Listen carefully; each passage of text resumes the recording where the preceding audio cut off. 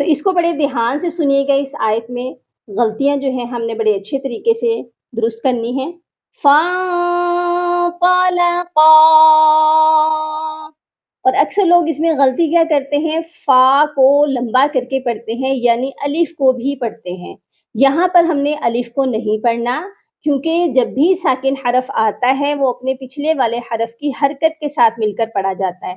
تو پچھلے والا حرف جو ہے وہ ہے الف، اس پر کوئی حرکت نہیں ہے، تو فا کی حرکت کے ساتھ اس کو ہم نے جوائن کرنا ہے، تو یہ پڑھا جائے گا فاں، ٹھیک ہو گیا؟ اور نون ساکن پر اخفا کریں گے، یہ پڑھا جائے گا فَانطَلَقَا، قا کو بھی موٹا کریں گے اور قاف کو بھی موٹا کریں گے۔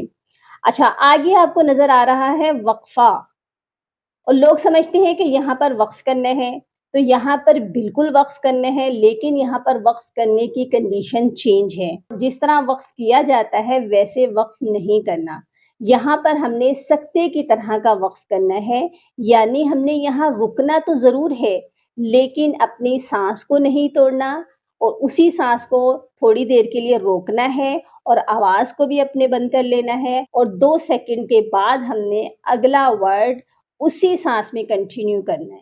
یعنی سکتہ جو ہے وہ 1 سیکنڈ رک کر پڑھا جاتا ہے، فا میں 2 سیکنڈ کے لیے سانس کو روکنا ہوتا ہے، یعنی کہ اس کی جو ٹائمنگ ہے وہ ڈبل ہے۔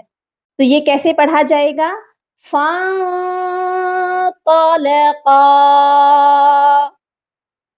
حَتَّى إِذَا لَقِيَا، ٹھیک ہے؟